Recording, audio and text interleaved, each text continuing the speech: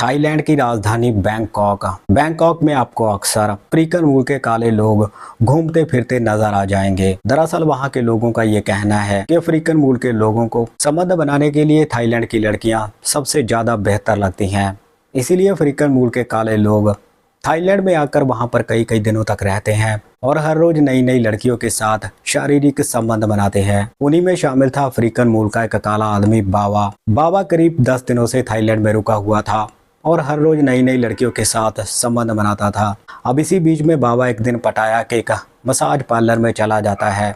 जाने के बाद वो वहाँ के मैनेजर के साथ बातचीत करता है। तभी वहाँ का मैनेजर बाबा को बताता है कि फुल सर्विस के इतने पैसे लगेंगे। बाबा उसके लिए तैयार हो जाता है। अब इसके बाद वो मैनेजर बाबा के सामने करीब 10 खूबसूरत लड़कियां लाकर खड़ी कर देता है। उन्हीं में से एक लड़की को बाबा पसंद कर लेता है। पसंद करने के बाद वो लड़की बाबा को एक रूम में लेकर चली जाती है। अब रूम में जाने के बाद वो लड़की अपने और बाबा के सारे कपड़े निकाल देती है और बाबा की मसाज करने लगती है। तभी बाबा उस लड़की के साथ अश्लील छेड़खानी शुरू कर देता है। वो लड़की तो पहले से ही तैयार बैठी थी क्योंकि उसका हर रोज का यही काम था। वो लड़की भी बाबा की अश्लील छेड़खानी में उसका साथ देने लगती है। थोड़ी देर तक अश्लील छेड़खानी करने के बाद बाबा उस लड़की के साथ जिस्मानी संबंध बनाने लगता है। लेकिन बाबा का संबंध बनाने का तरीका इतना दर्दनाक था जिसकी वजह से उस लड़की की आवाज़ें पूरे कमरे में गूंजने लगती हैं। दरअसल वो लड़की जितना बर्दाश्त कर सकती थी उतना बर्दाश्त करती है। इसके बाद वो बाबा को रोकने लगती है। वो लड़की बाबा से बोलती है बस करो, अब रहने भी दो। लेकिन बाबा कहाँ मानने वाला था। इसके बाद बाबा अपने असली रूप में आ जाता है और असली रूप में आकर वो और भी ज्यादा दर्दनाक तरीके से लड़की के साथ संबंध बनाने लगता है, जिसकी वजह से लड़की की हालत खराब हो जाती है। संबंध बनाने का ये खेल 20 मिनट तक ऐसे ही चलता है। इसके बाद बाबा शांत हो जाता है और तभी बाबा अपने कपड़े पहनकर मसाज पार्लर से अपने होटल की ओर चला जाता है। दोस्तों, ये घटना थाईलैंड की राजधानी बैंकॉक की है, जहाँ पर अफ्रीकन मूल का एक आदमी कई लड़कियों के साथ बड़े ही दर्दनाक तरीके से संबंध बनाता है, जिसकी वजह से कई लड़कियों की हालत बहुत ज़्यादा नाजुक हो जाती है। दोस्तों, इस घटना के आखिर में कुछ ऐसा होता है जिसे सुनकर आपके भी रोंगटे खड़े हो जाएंगे। आप घटना में अंत तक बने रहिएगा। आदाब, नमस्कार, सत श्री अकाल। दोस्तों, बहुत बहुत स्वागत है आपका CHD क्राइम सफर के एक नए एपिसोड में। मैं हूं आपका होस्ट और दोस्त रविंदर। 11 सितंबर 2012 थाईलैंड का ही एक शहर फुकेट। इसी फुकेट शहर में एक मध्यवर्गीय परिवार रहा करता था जिसके मुखिया का नाम था अरबाज। अरबाज के परिवार में उसकी पत्नी के अलावा एक ही बेटी थी जिसका नाम था ऐना। अरबाज का फुकेट में ही एक छोटा सा रेस्टोरेंट था जिसे चलाकर वो अपने परिवार का भरण पोषण करता था। अरबाज की बेटी ऐना, जिसकी उम्र 19 साल की हो चुकी थी और ऐना दिखने में बेहद सुंदर थी। ऐना पासी के कॉलेज से पढ़ाई कर रही थी। ऐना कॉलेज से पढ़ाई करने के बाद अपने पिता के रेस्टोरेंट में जाकर उनके कामों में हाथ बटाती थी। ऐना का एक बहुत बड़ा सपना था। ऐना चाहती थी कि उसका एक बहुत बड़ा रेस्टोरेंट फुकेट में हो, लेकिन बड़ा रेस्टोरेंट कैसे हो, क्योंकि उनके पास इतने ज़्यादा पैसे नहीं थे। अब वक्त ऐसे ही आगे बढ़ रहा था। देखते ही देखते साल 2013 आ जाता है और साल 2013 में ऐना अपनी पढ़ाई कंप्लीट कर लेती है। पढ़ाई कंप्लीट करने के बाद ऐना नौकरी ढूंढने लगती है। इसी बीच में ऐना को फुकेट के एक बड़े होटल में रिसेप्शनिस्ट की जॉब मिल जाती है।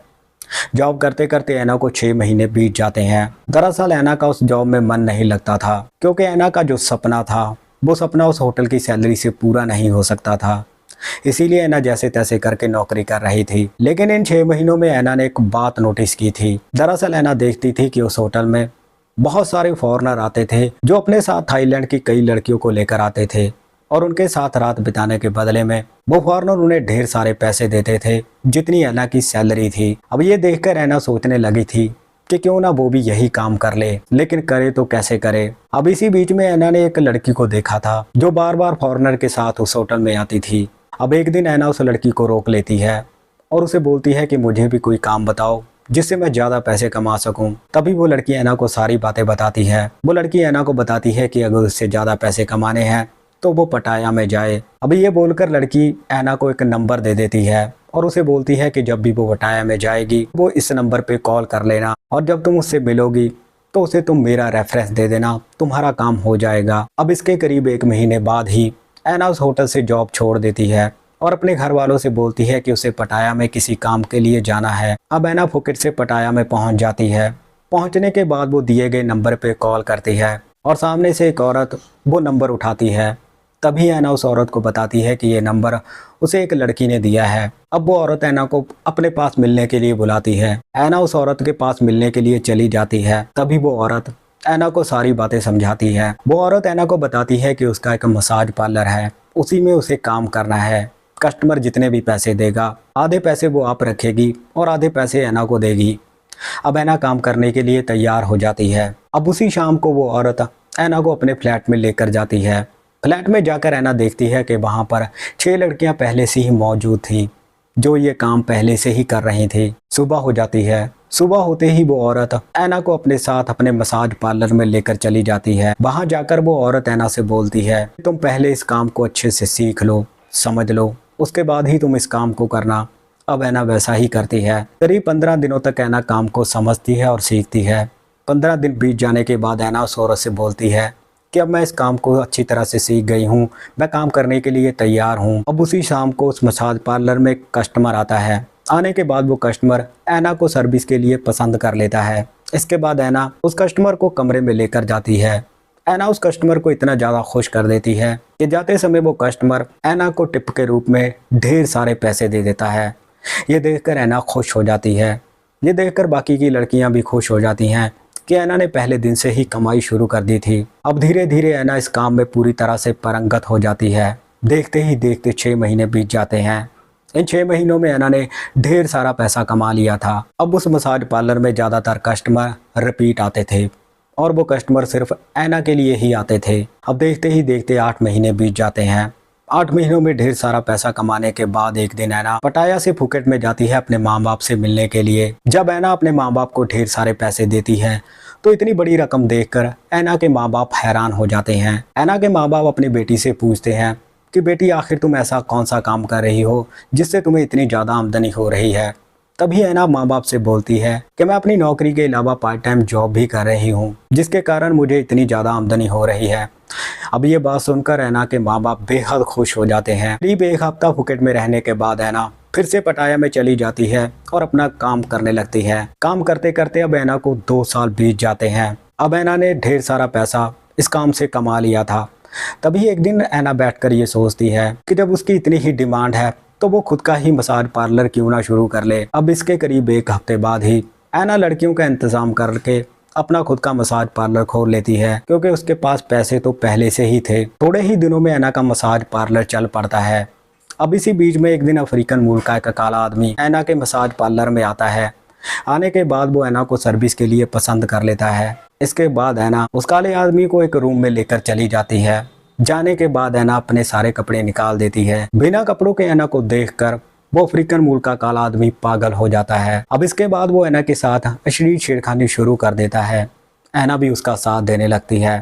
थोड़ी देर अश्लील छेड़खानी करने के बाद वो ऐना के साथ संबंध बनाने लगता है, लेकिन उस काले आदमी का संबंध बनाने का तरीका इतना दर्दनाक था जिसकी वजह से ऐना की हालत खराब हो जाती है। ऐना की आवाज़ें पूरे कमरे में गूंजने लगती हैं। अब ऐना जितना बर्दाश्त कर सकती थी उतना बर्दाश्त करती है। इसके बाद वो उसका विरोध करने लगती है। तभी ऐना उस काले आदमी से बोलती है कि बस करो, अब बहुत हो गया। लेकिन वो काला आदमी कहाँ मानने वाला था, क्योंकि इसके एवज में उसने बहुत सारे पैसे भरे थे और उसे अब अपने पैसे वसूलने थे। वो काला आदमी 20 मिनट तक ऐना के साथ दर्दनाक तरीके से संबंध बनाता है। इसके बाद वो शांत पड़ जाता है। शांत पड़ने के बाद वो वहाँ से चला जाता है। लेकिन जैसे ही अगली सुबह निकलती है तो वो काला आदमी फिर से ऐना के मसाज पार्लर में पहुँच जाता है और ऐना से बोलता है कि उसे सर्विस चाहिए। लेकिन ऐना अब उस काले आदमी को सर्विस देने से मना कर देती है।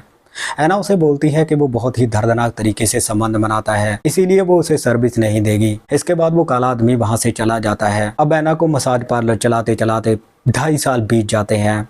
अब ऐना ने ढेर सारा पैसा कमा लिया था। तभी एक दिन ऐना बैठकर ये सोचती है कि पैसा कमाने का ये तरीका सबसे गलत है। ऐना ये सोचती है कि पैसे कमाने के तो और भी बहुत तरीके हैं, फिर ये गलत काम क्यों किया जाए। अब उसी दिन ऐना ये कसम खा लेती है कि आज के बाद वो ये गलत काम कभी नहीं करेगी। अब इसके 1 हफ्ते बाद ही ऐना मसाज पार्लर बंद करके पटाया से फुकेट में चली जाती है। फुकेट में जाने के बाद वो कमाए हुए पैसों से ज़मीन खरीद लेती है। खरीदने के बाद वो उसके ऊपर एक बहुत बड़ा रेस्टोरेंट खोलती है।